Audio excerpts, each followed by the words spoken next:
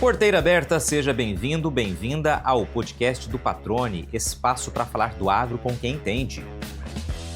Você já ouviu falar em passaporte verde? Esse nome já circula pelos grupos de WhatsApp, nas reuniões de produtores e nas manchetes do agro e promete ganhar ainda mais destaque nos próximos meses. A proposta, construída no coração da pecuária mato-grossense, é ousada e ambiciosa. Rastrear individualmente os bovinos, organizar os dados ambientais das propriedades e, de quebra, colocar o Estado em vantagem na disputa pelos mercados mais exigentes do mundo. Tudo isso sob a expectativa de promover inclusão, transparência e protagonismo do próprio setor. Mas, como toda grande ideia, o projeto também levanta dúvidas. O passaporte verde é uma ponte para o futuro ou uma nova barreira? É solução ou controle? Vai facilitar ou complicar a vida do produtor? E afinal, o campo está mesmo pronto para isso? Para esclarecer o tema, a conversa é com Paula Sodré Queiroz e Bruno de Jesus Andrade, duas vozes técnicas do Instituto Mato Grossense da Carne, o IMAC. Ela, advogada cuiabana que trocou a carreira pública pela missão de ajudar o agro a construir pontes com a legislação. Ele, zootecnista com ampla experiência no setor, que aposta na informação como caminho para colocar a pecuária mato-grossense na prateleira de cima. Juntos, eles revelam o que está por trás da proposta, da origem ao projeto de lei, da rastreabilidade à comunicação com o pequeno produtor. E deixam claro, não é sobre fiscalização, é sobre futuro. Quer entender por que esse assunto já está mexendo com os alicerces da pecuária? Então segue com a gente, que a conversa começa agora. Paula e Bruno, que satisfação recebê-los aqui no podcast do Patrone, uma entrevista que não é habitual aqui, a gente trazer mais de uma pessoa, mas hoje, assim como as edições que foram com duas pessoas, tem um motivo, especial a gente debater principalmente um assunto que tem tomado conta das discussões do setor produtivo, do setor envolvendo a bovinocultura aqui em Mato Grosso, que é justamente o passaporte verde. Esse vai ser o tema central do nosso bate-papo, mas é claro que a gente vai falar depois sobre carreira, sobre a história de vocês, sobre futuro e assim sucessivamente. Mas primeiro eu quero saudá-los, agradecê-los por estar aqui. Paula, primeiramente você, como é que você está? Tudo bem? Seja bem-vindo ao podcast do Patrone. Obrigada, um prazer estar aqui, tudo bem. É uma satisfação, tá? Primeiramente estar aqui, mas especialmente para trazer um assunto que está tão em voga, que é o passaporte verde. Você costuma dar entrevista, Paula? Não, muito dificilmente. A estrela do IMAC é o Bruno. Então tá. Então olha só o privilégio. Vamos ter aqui a Paula trazendo também um pouco mais da história dela. A Paula, aliás, que é casada com o Igor que já participou aqui do podcast, As filhas dela estudam junto com a minha e com meu filho. Então, assim, temos aí um relacionamento relativamente próximo por conta desse histórico familiar também. Bruno, estrela do IMAC, como diz a Paula, seja bem-vindo, cara. Como é que você tá? Tudo bom, Patrone? Tudo certo. É um prazer estar aqui conversando com você, explicando um pouco, desse nosso novo desafio que é o Passaporte Verde e um pouquinho das atividades que o IMAC vem executando. Maravilha. Vamos começar do começo, literalmente. Aí vocês veem quem que quer realmente apresentar o que é o Passaporte Verde, para que a gente realmente não deixe nenhuma dúvida sobre o projeto, em que fase está agora depois do PL aprovado e o que vem pela frente. Quem quer começar falando, explicando para a gente o que é o Passaporte Verde e de onde veio essa necessidade de criar esse programa? Bom, o Passaporte Verde, ele é dá para dizer que é uma estratégia de longa data, estudada há mais de 4 anos, primeiro para sanar um problema interno que a gente tem, E alguns conhecem muito bem, principalmente produtores diretos, que vêm com o advento, por exemplo, do TAC da Carne, que é um projeto do Ministério Público Federal para combater o desmatamento ilegal. Então, isso é inegável, a gente não tem como dizer que não é de conhecimento de todos, nós temos esse problema. No entanto, cada vez vai se restringindo mais. Então, a gente precisa falar o que vamos fazer para mitigar isso que vem galopando, que é a parte legal ambiental, no sentido de corrigir e incluir. Esse é um ponto. E o segundo ponto é a parte do mercado, que também começa a exigir, não só por conta de taxas, mas o mercado externo também. Principalmente a questão da rastreabilidade. A rastreabilidade que já tem, que é por meio da GTA, mas uma mais específica com identificação individual. Então, quando nós idealizamos o Passaporte Verde, não foi nem pensando só em A ou só em B, mas uma forma que a gente conseguisse conglomerar o interesse da cadeia para atender tanto essa pauta e trazer segurança jurídica à cadeia, como também o mercado externo, que logo e dentro em breve pode vir a cobrar uma identificação individual e para a gente também se posicionar no mercado mais estrategicamente, podendo vir a atingir outros mercados mais rígidos, mais estritos, por que não? Então, o Passaporte Verde, enquanto estratégia, ele busca fazer o monitoramento da propriedade do produtor, trazendo informações a ele. Hoje é muito comum um produtor ficar sabendo somente no dia ou quando ele está em negociação, e para ele poder corrigir isso é pouco tempo, até a data do embarque, e ao mesmo tempo nos posicionar preventivamente para atender os nossos mercados de exportação. Bruno, quanto tempo foi de discussão, né, dessa estratégia, né? Não é de agora, eu me recordo a gente falar que era um dos trabalhos que o IMAC vinha desenvolvendo, falar em entrevistas aqui, inclusive no Canal Rural. Quanto tempo de discussão, de maturação do projeto até chegar a estratégia, a fase que estamos agora? Olha, Patrone, já vão aí, acho que 5 anos, basicamente, né? Porque o que acontece? A gente começou essa discussão a partir do Programa de Reinserção e Monitoramento, que é um programa que já está em execução dentro do IMAC. Que é o PREM. Que é o PREM. Então, ajudando os produtores, né, a retornarem ao mercado formal pecuário, né? Eles são fazendas que estão bloqueadas por terem desmatamento ilegal, e aí por conta do TAC as indústrias frigoríficas não podem comprar mais essas propriedades, e a gente tem essa plataforma, essa ferramenta que ajuda o produtor a voltar ao mercado formal pecuário, uma vez que ele cerca essa área que foi desmatada ilegalmente, recupera ela, regenera ela, e a gente vai acompanhando para saber se de fato ele está cumprindo com as regras do jogo. Só que, conforme a gente foi tendo a implementação do PREM, a gente foi percebendo alguns outros desafios, né, e alguns outros problemas. Nesse mês, e ao passo que nós percebíamos os problemas, o mercado também estava mudando, né? A regulamentação europeia contra o desmatamento, a China começando a querer saber mais sobre rastreabilidade, o governo federal com o Plano Nacional de Identificação de Bovinos e Bubalinos. Então, assim, muitas coisas foram acontecendo ao passo que nós fomos identificando problemas, né, na execução do próprio PREM, limitações nossas. E aí a gente foi discutindo isso internamente, nossas participações internacionais em feiras e eventos, entendendo um pouco do cenário internacional, né, as pressões do mercado interno para maior transparência. Então são coisas que foram acontecendo desde 2020, né? Na verdade, se a gente quiser ir uma década atrás, a gente consegue ainda, mas a partir de 2020 esses temas começaram a ficar mais latentes e a gente percebeu que precisava melhorar algumas coisas no controle do programa de reinserção e monitoramento. E aí foi quando a gente começou a pensar numa estratégia que pudesse trabalhar a cadeia como um todo, né? Não somente o fornecedor direto, que é quem nós atendemos hoje com o PREM, mas também o fornecedor indireto, trazendo transparência para a cadeia. E aí o elemento da identificação individual se torna fundamental para que a gente consiga fazer esse controle. E foi quando a gente começou a trabalhar o Passaporte Verde, o conceito do Passaporte Verde, né? Que no começo nem tinha esse nome, né? A gente nem sabia exatamente como nominar. E começamos a testar, começamos a fazer testes, começamos a entender como que isso poderia funcionar na prática. A Paula fez uma viagem internacional para a Austrália para conhecer o sistema de identificação deles. Eu fui para o Uruguai para entender o sistema de identificação deles.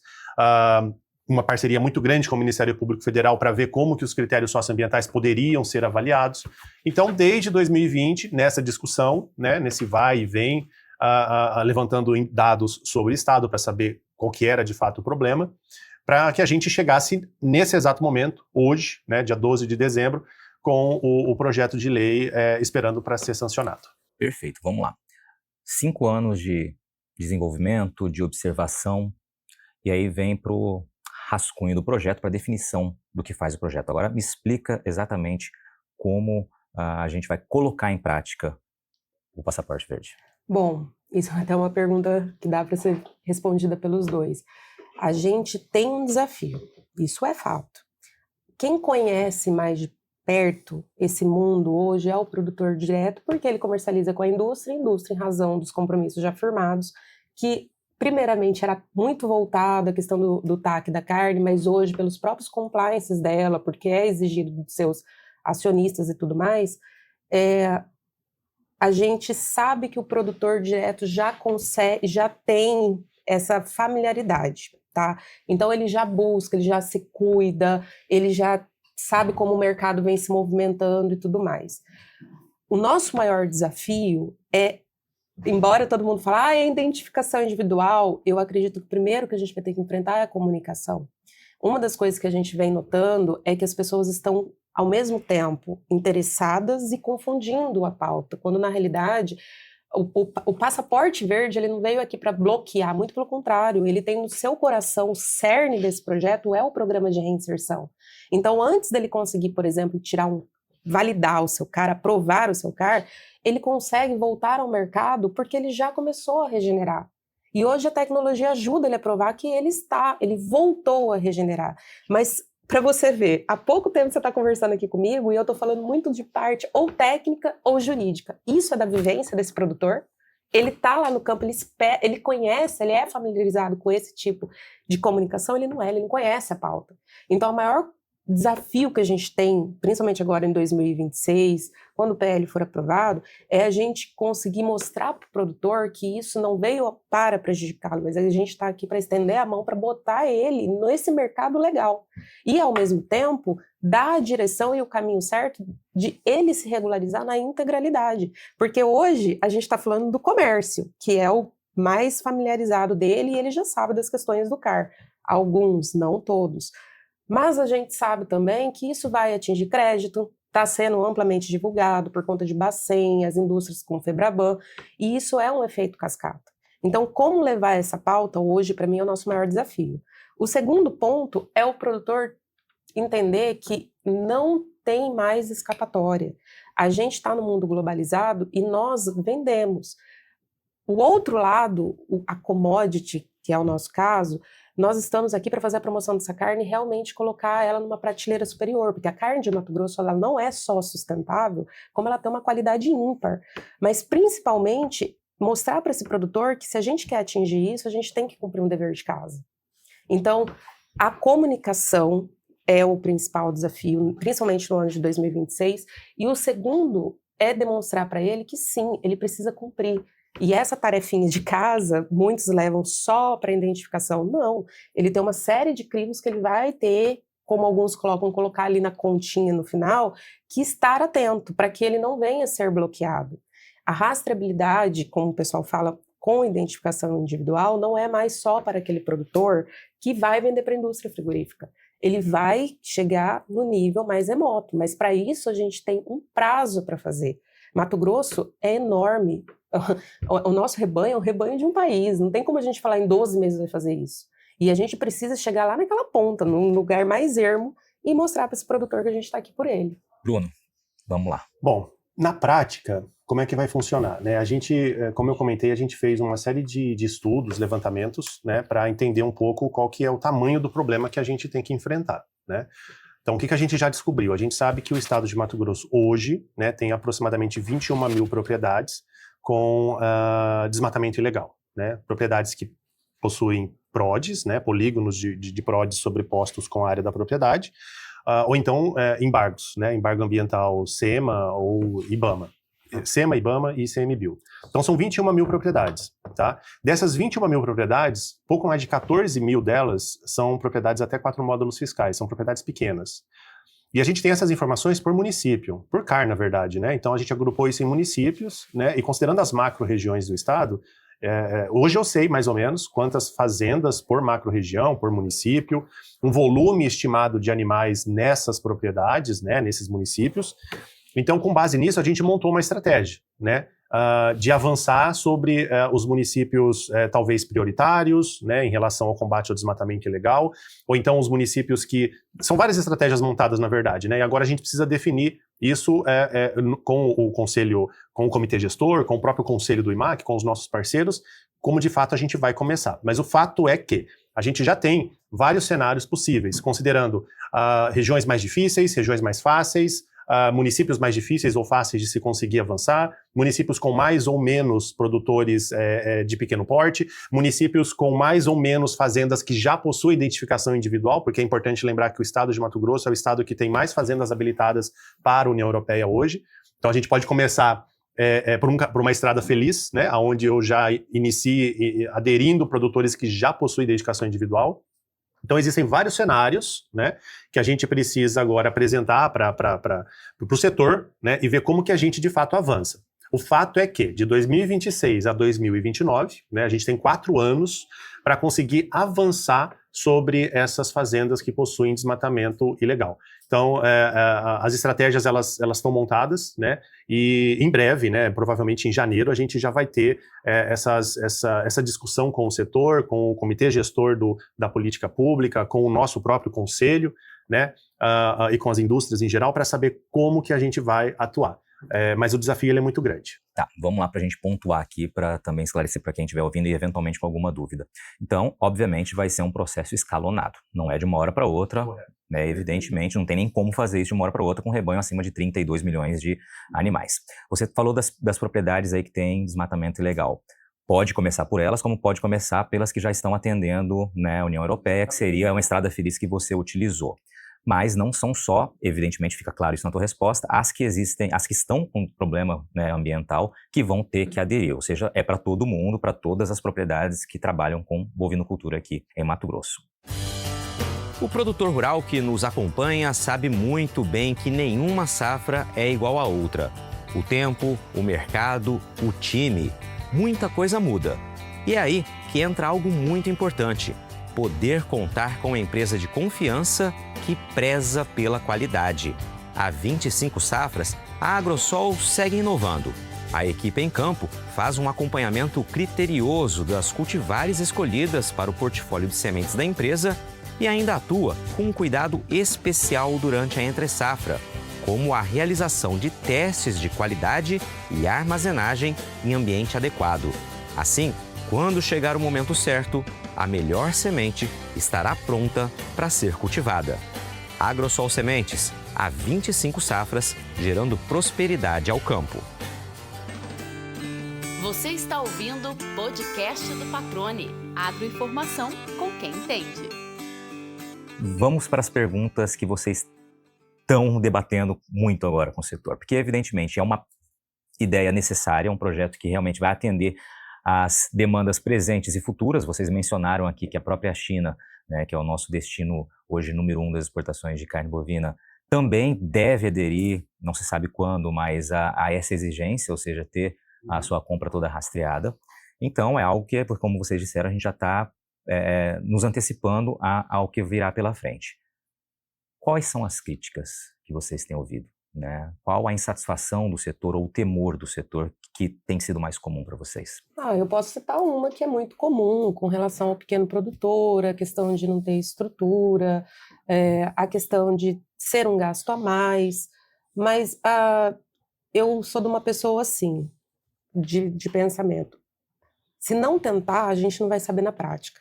Quando a gente sente o temor desse produtor, a gente, primeiro, que tem que deixar muito claro que a gente não tem um caráter fiscalizatório, a gente está aqui justamente o oposto, para prestar essa assistência ao produtor, né? Então, a principal crítica é assim, principalmente voltada à rastreabilidade: eu vou fazer se eu não vou ganhar mais? É complicado para o pequeno produtor porque não tem estrutura, mas a gente sabe, a gente tentou colocar isso em prática. Então, quando a gente senta até para conversar, seja entre produtores, até mesmo órgãos de controle, as primeiras vezes foi muito na questão do achismo. Depois que o Bruno começou a levantar muitos dados, ficou mais suave de conversar, inclusive com os prazos, que por isso a gente chegou e falou: 12 meses é impossível de fazer. Você tem que chegar em 48, tem que estender. Então, isso foi até negociado com o setor na época. Esse é, assim, que eu lembro de bate-pronto, tá? Em termos de principais críticas. Você lembra de alguma outra, Bruno? Olha, principalmente talvez o entendimento de parte dos produtores, né, e de algumas autoridades, de que o passaporte verde ele teria um viés fiscalizatório, né? Talvez, né, a interpretação que se tenha por conta do IMAC ser o que é, né, um serviço social autônomo, metade público, metade privado, então talvez traga essa percepção. Mas isso é importante deixar claro: o que o passaporte verde não é. ele não é um licenciamento ambiental e ele não é uma fiscalização sanitária. Ele não é nada disso. Ele é uma ferramenta para fazer a promoção do mercado de carne bovina, dos produtos produzidos em Mato Grosso para os nossos mercados, interno e externo. Então é uma ferramenta que vai melhorar a transparência e a reputação do nosso produto. Basicamente é isso. Então, eu acredito, né, pelas críticas que eu ouvi particularmente, que tem muito ruído por conta dessa interpretação de que a gente vai fiscalizar e nós não vamos fiscalizar absolutamente nada, né? E o segundo ponto que talvez faça com que eles interpretem dessa maneira é que o Brasil, como um todo, tem um risco jurídico enorme, né? E quando você junta esse risco jurídico com a pauta ambiental, então você tem uma bomba atômica, né, na cabeça de todo mundo. E o nosso objetivo é desarmar essa bomba, entendeu? É desarmar essa bomba. O prazo de 4 anos está aí porque a gente já sabe quais são os principais problemas que a gente vai encontrar, os lugares, os locais onde o risco, né, e o trabalho vai ter que ser mais intenso. Então, a gente tem tempo para conseguir trabalhar isso. Tá, entendeu? Então, o prazo ele existe muito por conta disso, porque a gente já entendeu aonde está o problema. É claro que a gente vai ver mais coisas ainda. A gente não conseguiu ver tudo. E é um ponto, e isso é algo importante que a gente tem que considerar. Por isso que tem esse prazo tão elástico assim. Mas o fato, e a gente não pode negar, é que essa exigência ela vai surgir no futuro, né? Você já tem o Plano Nacional de Identificação de Bovinos e Bovalinos, ele vai se tornar obrigatório em algum momento. Os mercados já estão, né, buscando informações para que eles mudem as suas exigências. A Europa já é o primeiro que fez isso, né? O mercado europeu. A China, com certeza, também vai fazer isso. Ela tem metas a cumprir dentro da parte da área socioambiental e não necessariamente tudo que eles precisam cumprir, eles cumprirão no território chinês. Eles obrigarão, né, de alguma forma, que os seus fornecedores cumpram com alguns requisitos. Então, isso vai acontecer em algum momento no futuro. O que a gente está fazendo com o Passaporte Verde é se preparar para isso. E a gente tem tempo. Tem tempo para modular, tem tempo para corrigir algumas falhas, tem tempo para dar tempo ao produtor, entendeu? Então, eu acredito que talvez esse seja... E é algo difícil, né, muitas vezes, porque como brasileiro, a gente gosta de deixar as coisas para a última hora, né? Vamos ver o que acontece daqui 10 anos. Daí a gente vê o que faz. E essa não é a estratégia, é já começar a trabalhar agora, para que daqui 10 anos a gente esteja preparado e beba água fresca e saia na frente, entendeu? Esse é o objetivo. Perfeito, vamos lá então. Custo de implantação, a Paula disse aqui, você citou ali na tua fala, Bruno, pensando no mercado externo e interno. E essa é uma pergunta, inclusive, do campo. O próprio Pedro Silvestre, nosso repórter do Canal Rural, já me soprou aqui essa pergunta aqui pra gente, que tem ouvido muitos produtores falando, eu vendo apenas para frigoríficos internos, seja municipal ali, seja com CISI. Ele vai precisar também fazer essa adesão? Sim, ele vai precisar, porque o que acontece? Hoje, todas as indústrias frigoríficas, e se não são todas, são 99% delas, têm que cumprir com os critérios socioambientais. E não importa se essas indústrias exportam para a Europa, para a China, para o Irã, ou se ela vende somente para o mercado de Cuiabá. Porque já existe essa pressão sobre eles, né, essa pressão social, ambiental, dos seus próprios investidores, quadro societário, do Ministério Público Federal, do Ministério Público Estadual, para o cumprimento das regras que estão vigentes. Então, independe, né, se eu estou exportando para o melhor mercado do mundo, que seria o Japão, ou se eu estou exportando para o mercado que menos paga pela tonelada importada, entendeu? Então, isso recai sobre todos. Trazendo um pouquinho isso que o Bruno está falando, e uma coisa que eu sempre ouvi do setor, a gente precisa cumprir as leis, né? E até um pouquinho indo como advogada. Da própria Constituição traz a questão que é um dever de todos a pauta ambiental. As legislações federais e estaduais falam que é um dever e tem o princípio da solidariedade. Então isso que o Bruno está trazendo de uma forma mais palatável na comunicação é justamente isso, não é só para quem está exportando. O Passaporte Verde está vindo primeiro para a gente resolver a bomba atômica que ele falou, muito bem falado, muito bem explicado, porque a pauta, ela cada dia está ficando mais carregada, com mais mecanismos de controle, pegando tudo que se tem dentro da política do meio ambiente, o que se preserva dentro também da política agrícola, e falando assim, vamos cumprir. Só que não tem mecanismos de inclusão. Nós sabemos o tanto que é difícil validar hoje um CAR, e o processo do CAR 2.0 em construção está aí, está sendo implementado, mas, acima de tudo, como que a gente vai dar vazão? Porque a gente tem que ter um equilíbrio.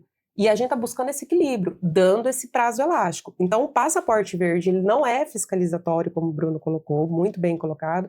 Ele não é fiscalizatório, mas é um mecanismo de eu conseguir colocar esse produtor minimamente num processo de inclusão. Como? Regenerando o que, de fato, foi desmatado ilegalmente. Ponto.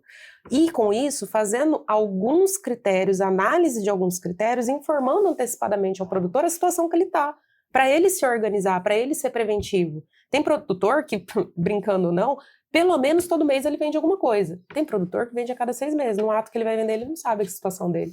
E aí? E ele precisa do dinheiro. E ele precisa estar ali no campo injetando o investimento na propriedade e não pode porque está bloqueado. Então, isso é o passaporte verde. Não é fiscalizatório. É transparência para o produtor. É dar acesso à sua informação. É saber a sua condição dentro da pauta legal e, ao mesmo tempo, mercadológica. Ó, você pode acessar tal mercado, você está apto, está desbloqueado para comercializar. E hoje, pegando um pouquinho essa pauta da rastreabilidade com a identificação individual, ela vem justamente porque, como é o mecanismo hoje? Se você está com um PRODES ou você está com um embargo, você bloqueia a propriedade. E tem um ponto interessante também, Patrone, que a Paula comentou, que é o seguinte, hoje o produtor, quando ele vai vender gado para a indústria frigorífica, ele recebe a informação da indústria frigorífica que a fazenda dele está com um problema, uma não conformidade socioambiental. E muitas vezes ele só tem essa informação. Ele fica meio que à mercê, né, dessa indústria. O que a gente está fazendo, né, está propondo com o passaporte verde, é dar informação ao produtor. Então o produtor ele vai ter completo acesso às informações da sua propriedade. Vai saber exatamente o que tem na propriedade dele de problema, eventualmente, e inclusive a sugestão de como que ele pode corrigir isso. Porque hoje ele fica muito rendido nessa conversa com a indústria. Ele apenas sabe que ele tem um problema, mas ele não sabe qual é o problema e como ele resolve. Com o passaporte verde, ele vai ter exatamente o problema mensurado e ele vai saber como vai resolver isso. Então a gente está dando essa informação, está empoderando, né, o produtor com essa informação para que ele tome a melhor decisão. Então, esse é um ponto importante, fundamental para dentro do processo do passaporte verde. Deixa eu colocar uma situação aqui hipotética, tá? Mas que certamente é comum. Então, minha propriedade faz parte daquelas 21 mil que estão com algum tipo de problema ambiental. Já sei que eu estou nessa situação, vou ter que, né, dar um jeito de recuperar, comprovar isso daí e para depois fazer a rastreabilidade para conseguir o meu selo do passaporte verde. Agora eu sou um produtor que eu tô legal, mas eu não tenho o meu CAR ainda, até por conta da morosidade, né, que a gente sabe na Secretaria de Meio Ambiente, há muitos processos ali, milhares, aguardando. Como eu vou fazer para conseguir ter acesso ao passaporte verde numa situação como essa, sem o CAR? Sem o CAR é uma coisa. Agora, o CAR dele está ativo, mas porém, e ainda em fase de análise, não tem problema nenhum. Ele participa do passaporte verde, ele participa do PREM, eventualmente, caso surja algum PRODES na propriedade. Então, assim, o CAR tem que estar ativo. O que significa ativo? Significa que ele pode já ter sido aprovado, né, validado, ou ele está em fase de análise. Ele não pode estar suspenso, ele não pode não ter o CAR, ele tem que entrar com o processo do CAR dentro da SEMA para que ele participe. Mas o CAR dele não precisa estar aprovado, validado. Tem que estar ativo. Em análise, em processamento, enfim, né, resolvendo alguma pendência, etc e tal. Não pode estar suspenso. Que ele está cumprindo a lei, né, exatamente. Cumprindo o rito. Porque qual que é o papel do produtor? Apresentar o CAR, fazer o CAR, né? Então, ele tendo feito isso, ele pode participar do passaporte verde e, eventualmente, né, do PREM, caso ele tenha algum tipo de não conformidade. Maravilha. Então, a questão ambiental é essa, né? A documentação, se eu tiver que recuperar de alguma forma, eu vou ter que fazer todo o rito, né, seguir o rito. Se eu tiver em análise, então a parte ambiental está solucionada até que saia o resultado dessa análise. Bom, então aí na prática eu passo para a identificação dos animais. Brincagem, como é que vai ser? Eu pergunto assim porque 2005, 20 anos atrás, eu me recordo, quando eu comecei ainda, inclusive no Canal Rural, a fazer jornalismo agro, foi um pouco antes ali do caso de febre aftosa em Mato Grosso do Sul, aquele emblemático, né, que mostrou para o Brasil o tamanho do problema, de fato, né, e quanto a gente, com um problema sanitário, a gente perde economicamente, né, foram mais de 2 anos de problema econômico em Mato Grosso do Sul, especialmente por conta daquele caso. Eu me recordo que falava-se muito, naquele momento, uma tentativa de rastreabilidade com um brinco. Muita gente fala, pô, tá tentando inventar a roda, não é por aí, e acabou que não avançou como se esperava. É uma outra proposta agora, mas como que ele vai conseguir identificar aqueles animais? Qual é a estratégia que está sendo utilizada? Bom, as propriedades que possuem, né, o desmatamento ilegal, elas têm esse período de 4 anos, né, e dentro daquilo que está sendo estabelecido, que precisa ainda passar pelo comitê gestor, precisa ser aprovado, regulamentado. Ou seja, vai ter discussão pela frente, um bom debate, né? Maravilha. Vai ter muita discussão ainda nos próximos 90 dias. A ideia é que essas propriedades com o passivo ambiental, elas identifiquem todo o seu rebanho, né? Essas 21 mil propriedades, nesse período de 4 anos, elas façam a identificação de todo o seu rebanho. E aí depois, como que funciona a partir de janeiro, fevereiro de 2030? Né? Os animais que nascem, né, nessas propriedades devem ser identificados até, isso ainda não está batido o martelo, né, tem que ser discutido, até 6 ou 12 meses de idade antes da primeira movimentação. Então, essa é uma lógica que está sendo pensada, né? A estratégia, de fato, de como que vai funcionar a campo, aí a gente vai ter que ainda trazer tudo isso para o conselho, para o comitê gestor, para a gente discutir e ver esses detalhes. Mas todo o rebanho dessas fazendas deve ser identificado nesse período aí de 4 anos, e as outras propriedades, elas seguem aquilo que está estabelecido no Plano Nacional de Identificação de Bovinos e Bubalinos, né? O tanto prazo quanto as obrigatoriedades de você não movimentar animais sem eles estarem identificados. Há uma estimativa de custo por animal? Então, aí vai depender bastante de tudo aquilo que a gente conseguir em termos de parceria, né? Mas pensando na identificação, o elemento eletrônico, por exemplo, o brinco eletrônico, ele tem um custo que ele pode variar, aí, dependendo do fornecedor, de R$ 8,00 por elemento até R$ 12, R$ 13,00 por elemento de identificação, a dupla identificação, né? O visual e o eletrônico. Porém, dentro da política pública, a gente estabeleceu, né, que foi estabelecido, na verdade, que o Estado vai entrar com suporte para as propriedades até, não me engano, agora, Paula, sei que o jurídico vai conseguir me ajudar, se é até 4 módulos fiscais ou se é até 100 animais. 100 animais. Então, tem esse suporte para esses pequenos produtores. E também tem todo um trabalho que a gente já está organizando com potenciais financiadores de auxiliar esse produtor a campo, né? A fazer todo esse procedimento nesse primeiro momento. Mas, Patrônio, olha aqui, uma coisa até tá na conversa aqui. Você vê que a gente está tratando da rastreabilidade com a identificação individual aqui e sempre vendo muito um lado de buscar informações parece aquele crivo fiscal, né? E quem pegou a lei para ler, dá para ver bem certinho que ela é dividida. Ela tem uma frente que é a do nominalmente, passaporte verde, que é essa parte de conformidade, que estrategicamente foi colocado primeiro para não se perder a segunda parte, que é a qualidade. A identificação individual, e aí o Bruno não me deixa mentir como zootecnista, ela é muito mais além do que você saber entre origem e destino ou fazer fiscalização. A gente tem o maior rebanho, que a gente já tem uma qualidade ímpar desse produto, dessa carne, e que a gente pode vir a melhorar e pode entrar em alguns outros tipos de debate, porque a gente vai, com a identificação, saber segregar. Então, a identificação, embora ela vai nos ajudar, seja para critérios aí sanitários, no momento oportuno, socioambientais, que a gente está tratando agora, e colocou primeiro para que não trate a pauta da qualidade, bloqueie por questões de conformidade, ou fiscal, ou mesmo de gestão, manejo, enfim, a identificação ela é um leque. O Bruno brinca, mas esse CPF do boi vai propiciar a esse produtor qualidade, ele poder fazer gestão e melhorar esse produto cada vez mais. Então, a finalidade em si hoje, embora a gente esteja tratando para resolver esta bomba atômica, eu acredito que ela é muito mais além. E precisa chegar nesse protocolo, que na lei está como carne de Mato Grosso, justamente para a gente colocar nessa prateleira superior. A gente tem muita tecnologia empregada aqui, aí o Bruno pode entrar muito bem nessa pauta.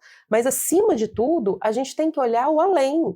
Embora a gente esteja agindo preventivamente, essa identificação vai nos permitir injetar cada vez mais tecnologia e poder crescer esse rebanho, melhorar esse rebanho, seja na genética, seja na nutrição, enfim. Então, o que a gente precisa entender do projeto, que embora hoje todo mundo está vendo a primeira parte dele, ele visa atender e fazer a promoção dessa carne e melhorar cada vez mais. A tecnologia empregada, mas ali, ó, desde o pequeno produtor. E a gente poder propiciar a ele informação para ele saber aonde ele quer chegar. Hoje o produtor, Bruno colocou isso muito bem, ele é vendido, ele não sabe. Tem produtor, inclusive, que a gente conversou do PREM, que ele não sabe que o boi dele vira um boi China. Então, ele acha que está aqui, e não está.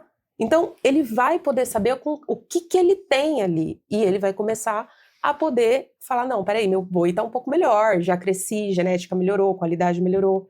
Eu acho que o que a gente tem que deixar muito claro é que este programa, essa política pública, embora ela é corretiva, organizacional aqui nesse início, ela não visa atender e ficar e parar ali. Muito pelo contrário.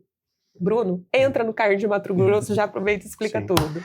E um ponto importante, né? A lei, ela traz elementos gerais, né? Sobre o que é, né? Define algumas coisas. E a gente ainda tem uma série de documentos, decretos, regulamentos que precisam ser produzidos, acordados com o setor, para que, de fato, a gente consiga iniciar o processo de implementação. Então, nesse exato momento, não tem nada cravado em pedra, né, em relação às regras do jogo, né, e tudo isso ainda vai ser discutido com o setor. Então, isso é muito importante de se deixar pontuado e claro aqui. E até então, a gente fala muito do passaporte verde sob o ponto de vista da conformidade, né, da cumprimento de lei e tudo mais. E isso normalmente passa essa característica, né, essa percepção de que, se eu vou ter que cumprir lei, eu vou ser fiscalizado. Se eu for ser fiscalizado, eu vou ser penalizado. Mas não é isso, entendeu? Se ler lá, vai ver que não é isso. E tem um componente, a segunda perna da política pública, que é a carne de Mato Grosso, que é a gente fomentar, a partir das informações que a gente obter com a identificação individual, a melhoria produtiva no setor, na cadeia produtiva. O que vai acontecer dentro do programa Carne de Mato Grosso? A gente vai implementar um sistema de classificação e tipificação de carcaça. Hoje, nós, IMAC, nós não sabemos sobre a qualidade daquilo que é produzido no estado de Mato Grosso em termos de carne. Eu não sei. Eu sei se eu pergunto para alguma indústria frigorífica se ela me passa. Mas eu não tenho essa informação sobre o estado. Eu não sei quais são as regiões que têm uma maior produtividade, que têm um gado de melhor ou pior qualidade, entendeu? Em termos de qualidade de carcaça. E a partir desse sistema, né, de classificação e tipificação, eu vou começar a entender um pouco isso. Eu vou começar a entender, talvez, que a região do município A, que produz uma carcaça mais leve ou com menor acabamento, acontece isso porque é uma região onde a pastagem tem uma pior qualidade ou porque talvez a utilização do melhoramento genético nessa região é mais baixo, entendeu? E aí eu consigo, por meio de políticas públicas, fomentar a melhoria da pastagem, a melhoria da genética nessa região para talvez ter animais de melhor qualidade. Ou eu posso entender que um outro município, o município C, é um município onde tem um animal assim de genética espetacular, pastagens assim excepcionais, os animais são pesados, os animais têm um bom acabamento de gordura, mas o preço pago ao produtor é um preço de commodity. Aí eu vou ver as indústrias frigoríficas que são na região não estão habilitadas para nenhum mercado que paga bem. Então meu foco não é mais no produtor, é na indústria, é auxiliar aquela indústria a conseguir habilitação para um mercado que pague bem, entendeu? Outras informações que a gente vai conseguir coletar a partir da classificação de carcaça, é entender um pouco sobre o nível de gestão da propriedade, talvez auxiliar o produtor com alguma política pública que faça com que ele melhore a gestão da propriedade. Então, toda essa perna, essa estratégia da carne de Mato Grosso visa trazer o benefício direto ao produtor. Né, porque o cumprimento da lei não vai gerar benefício, por óbvio, né? O máximo que vai acontecer é a gente chegar... Exatamente. O máximo que vai acontecer é a gente chegar mais cedo, né, beber água fresca e talvez, né, a gente vai ter uma bonificação por estar fazendo tudo certinho.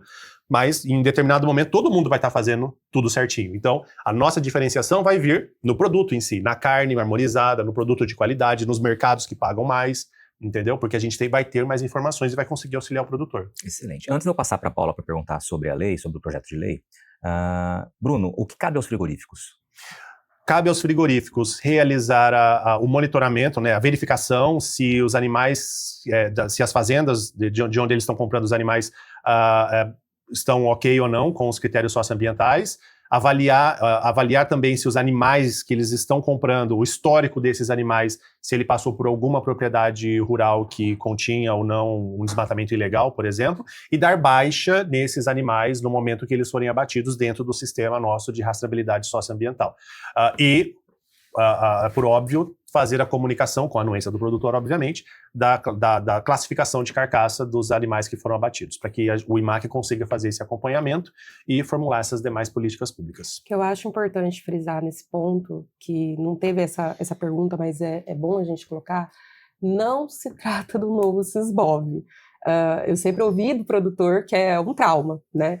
Não se trata do novo Sisbov, as regras não são para ser jamais da forma tão restritiva como foi colocado, porque veio para atender e aí me tira a dúvida se eu estiver falando errado a União Europeia, né? Exatamente, isso é importante, a gente refazer a pergunta que eu mesmo fiz e respondi. O que o passaporte verde não é? Ele não é licenciamento ambiental, ele não é fiscalização sanitária e ele não é o Sisbov. Isso é sempre bom deixar claro. Muito bem, justamente esse é o exercício aqui, né? A proposta desse bate-papo é para discutir o tema, entender quais são as grandes dúvidas. A Paula disse logo no começo, a gente tem um desafio muito grande de comunicação, ou seja, de explicar de fato o que está acontecendo, para que as informações, a partir delas, aí a gente vai ter as próximas discussões, mas sempre preciso primeiro entender de fato o que está em jogo, quais são as exigências, vou usar essa palavra, quais são os futuros benefícios, né, o que cabe a cada um, a cada elo da cadeia, para que depois, aí, nos próximos 90 dias, aí, ter período de maturação do que vai ficar de fato, né, definido, a gente possa ter clareza, né, com toda a informação colocada aqui.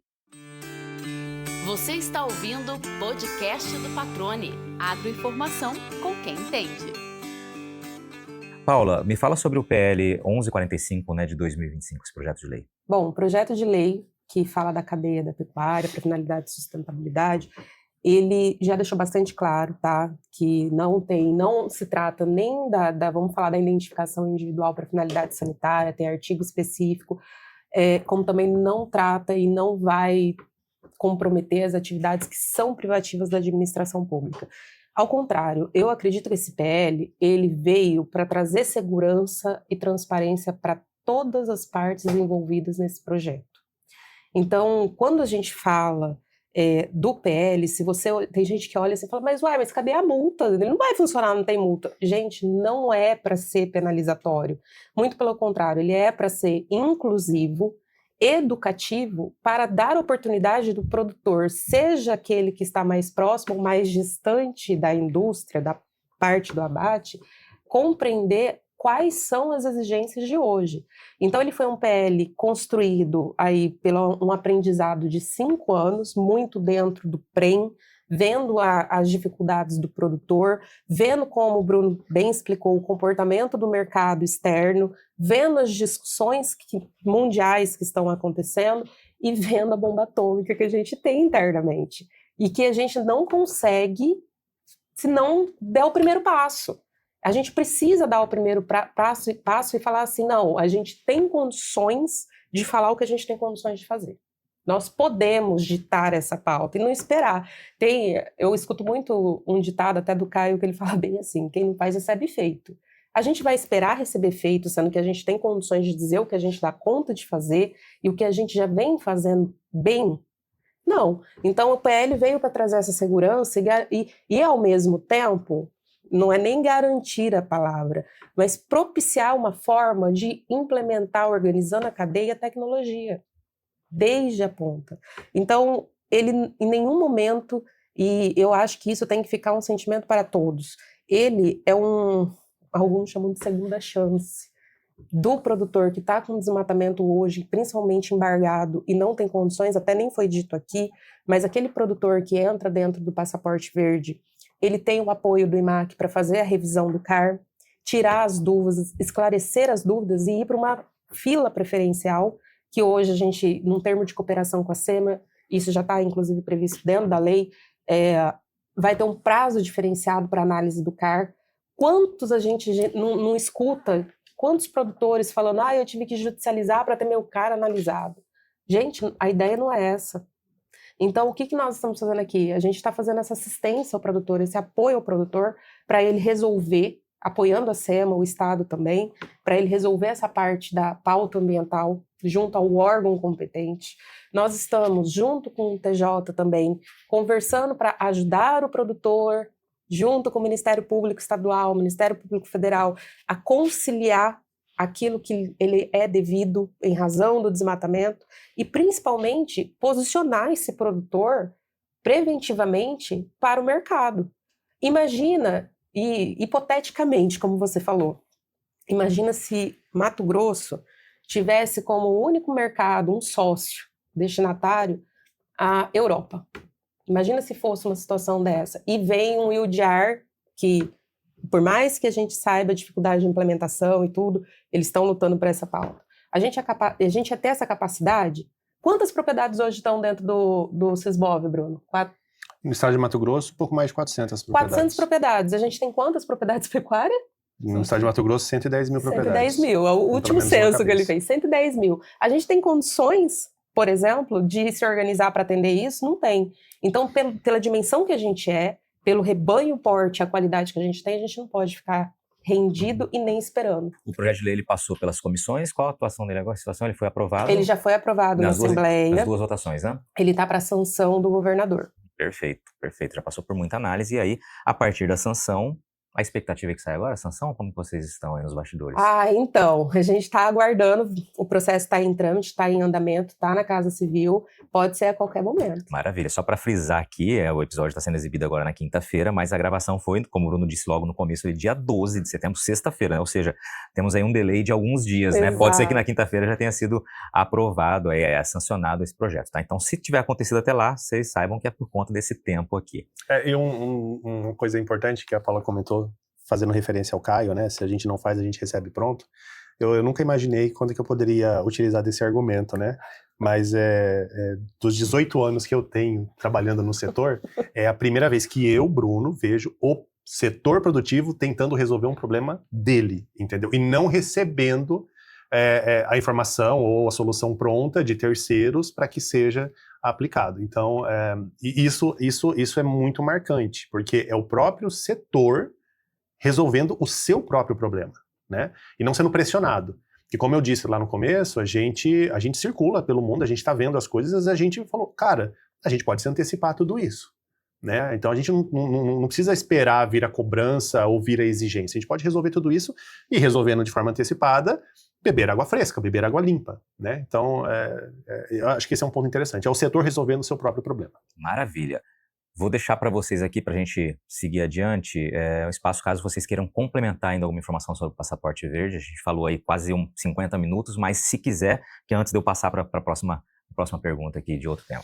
Bom, programa, né, ele ainda está em construção, como eu comentei, a gente vai ter os decretos, os regulamentos, as instruções internas do IMAC mesmo, mas todos que tiverem dúvidas, eles podem entrar em contato diretamente com o IMAC, né, através das nossas redes sociais, Instagram, Facebook, LinkedIn, site do IMAC, né, só imac.agr.br, digita IMAC Carne de Mato Grosso no Google, que já vai encontrar todas as nossas redes sociais, telefones para contato, WhatsApp, e a gente está à disposição para tirar qualquer dúvida que o produtor tenha. Só para não deixar esquecer, a Paula comentou também logo no início, quando ela falou de comunicação, que há uma confusão com relação à decisão do governo do Pará. Eu queria que você abrisse um pouquinho esse leque aqui para esclarecer.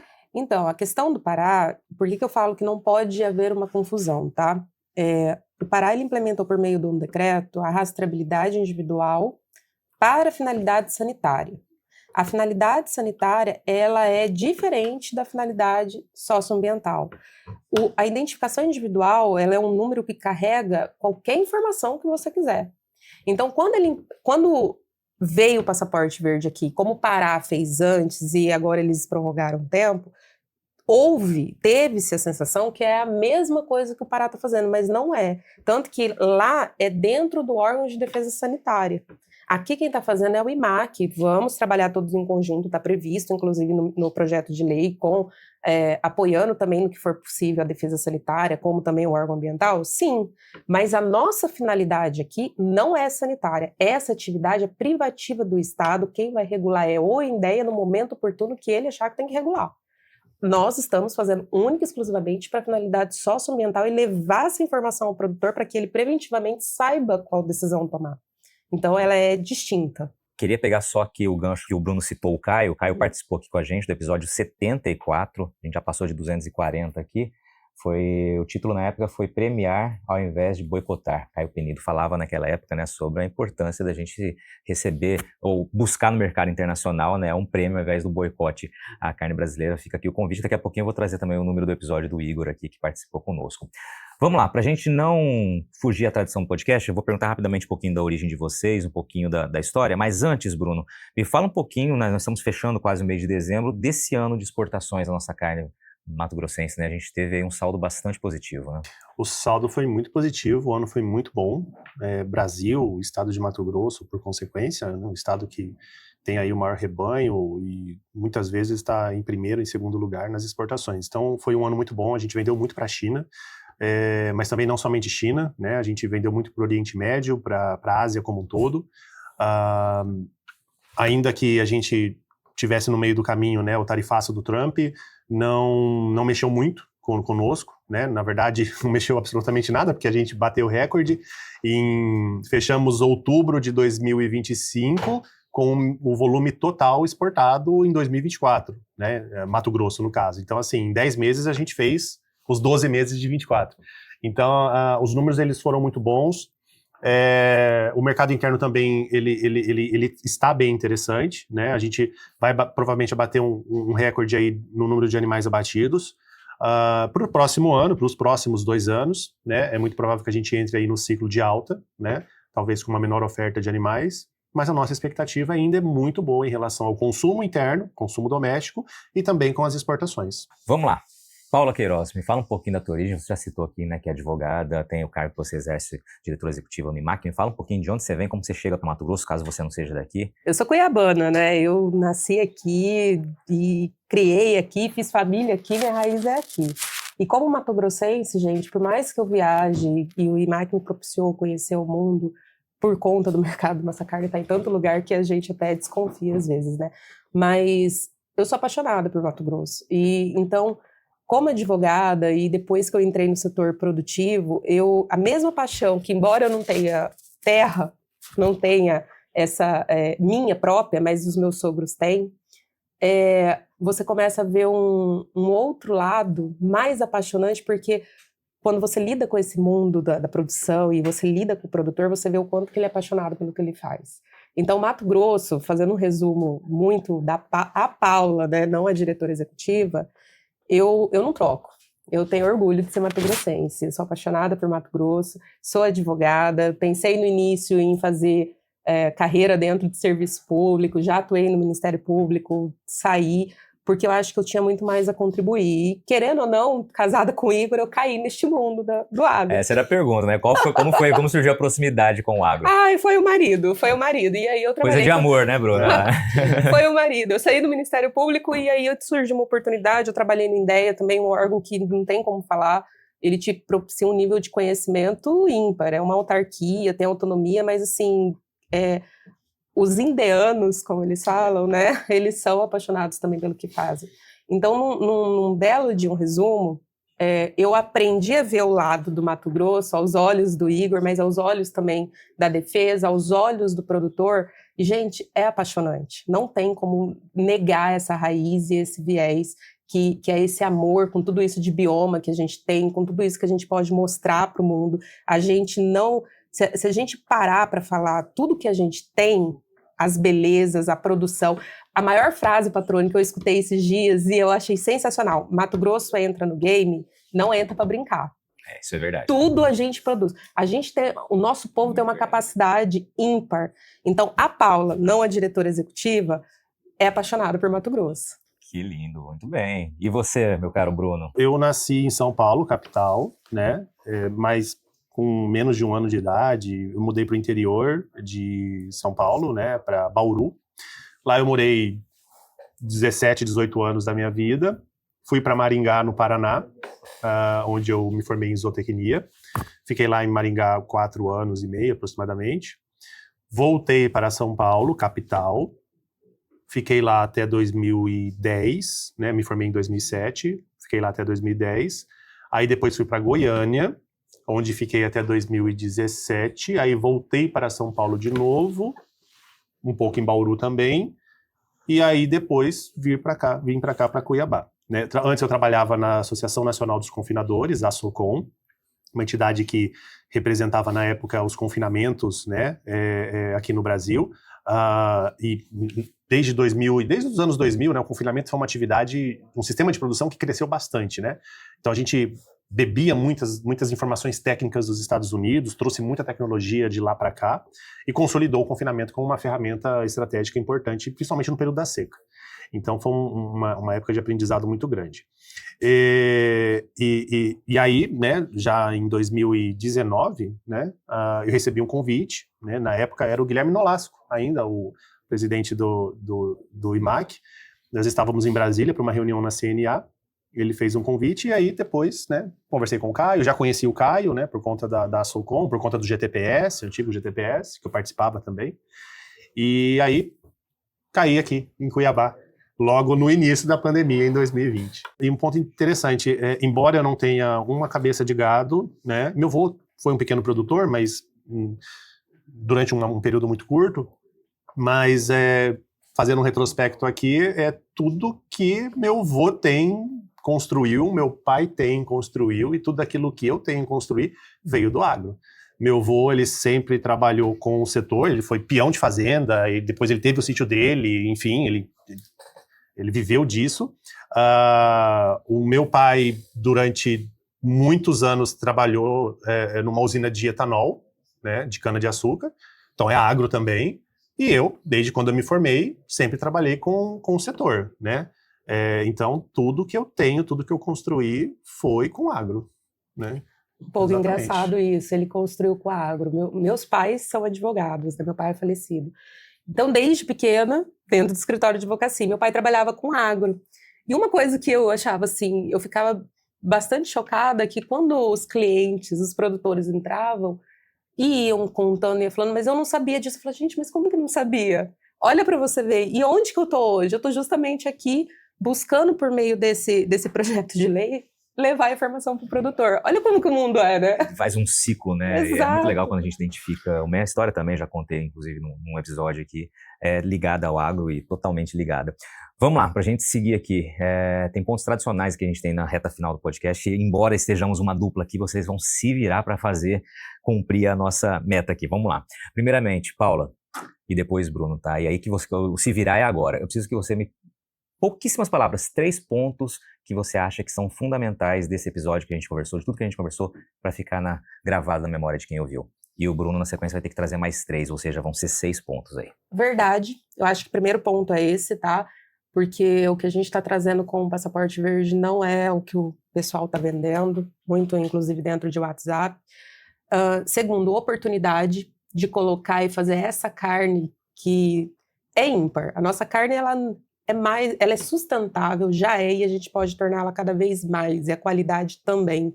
Pode ser uma carne considerada aí por outros países, como por conta de Marte, mas a qualidade é ímpar, tá? E acho que tradição, levar essa cultura nossa do Mato Grosso para o mundo.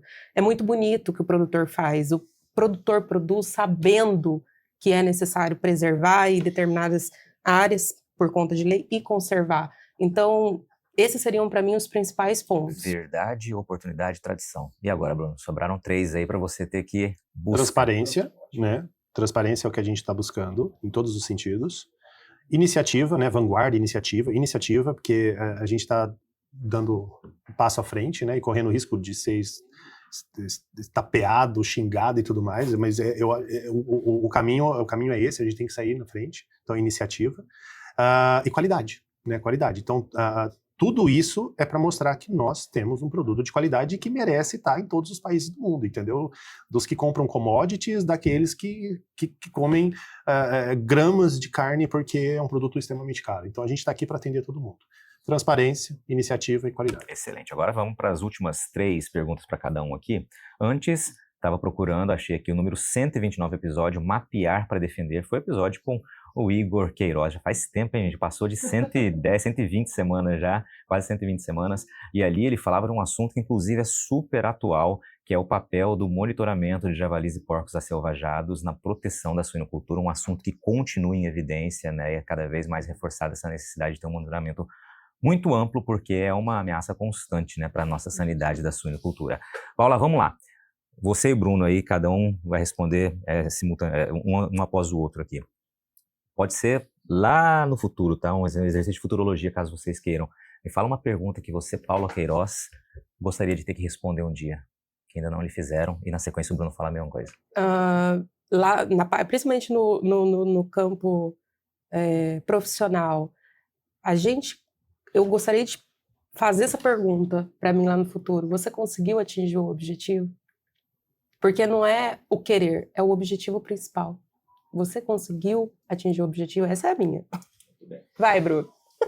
Olha, é uma pergunta meio filosófica, né? Oh? Eu estava pensando aqui agora, nunca parei para pensar nisso, mas eu acho que talvez a pergunta que eu vou gostar muito de responder daqui 30, 40 anos valeu a pena?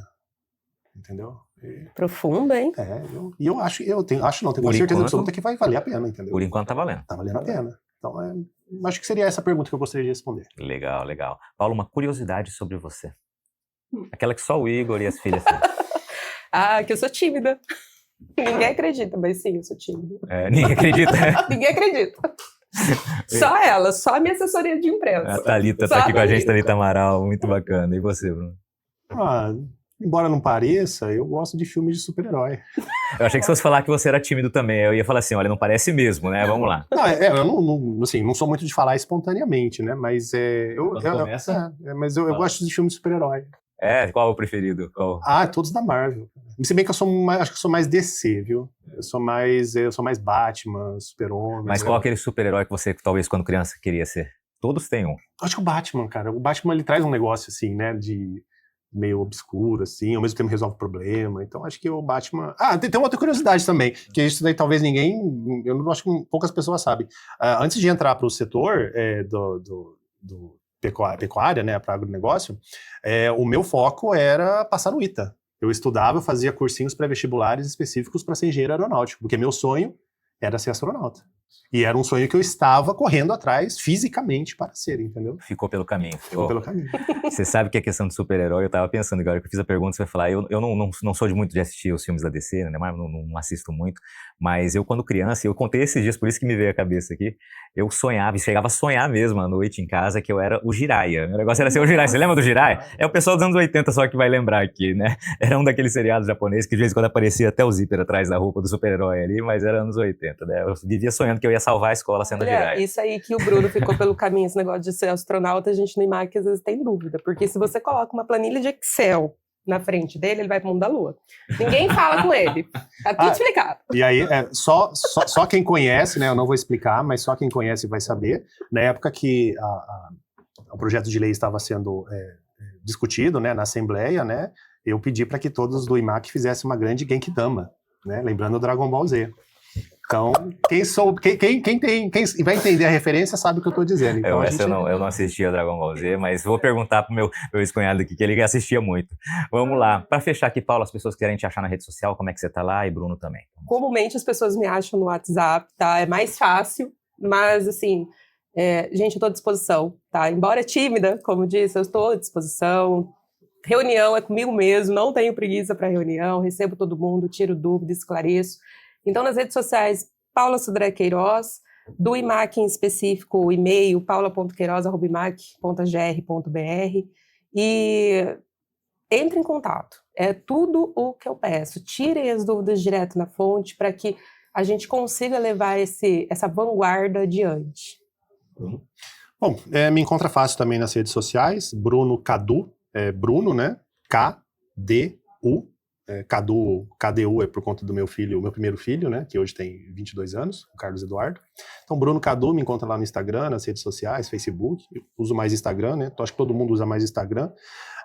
O WhatsApp também é muito fácil de encontrar, pelo próprio site do IMAC, já consegue ter acesso lá a mim, a Paula também, a todo mundo, né? O nosso escritório é de fácil acesso também, é só digitar lá que vai encontrar onde a gente fica, e a gente está de portas abertas para receber todo mundo e tirar qualquer tipo de dúvida. Maravilha, gente, quero agradecê-los pela participação aqui, né, por trazer num bate-papo muito aberto, muito franco aqui, né, as opiniões, explicações, né, responderem algumas das principais dúvidas aqui do setor e explicar que ainda temos aí pelo menos 90 dias, aí, 3 meses aí, após a sanção do governador, para realmente colocar todo mundo para conversar e encontrar quais são as soluções para os desafios que já ficaram claros aqui, né? Foi muito bacana tê-los aqui nessa conversa comigo. Obrigado pela participação. Eu que agradeço. Obrigado pelo convite. E aí, gostou do bate-papo? Então dá aquela força e compartilha essa entrevista com os seus contatos. E olha, aproveita para mandar aquele feedback dizendo o que você está achando do podcast do Patrone. Pode criticar, elogiar, sugerir temas e pessoas para dividir boas histórias aqui nos próximos episódios. É só enviar uma mensagem lá no Instagram para @LuizPatrone que a gente troca uma ideia, viu? Então, gente, sucesso da porteira para dentro, força e fé da porteira para fora e vamos que vamos. Você ouviu o podcast do Patrone, agroinformação com quem entende.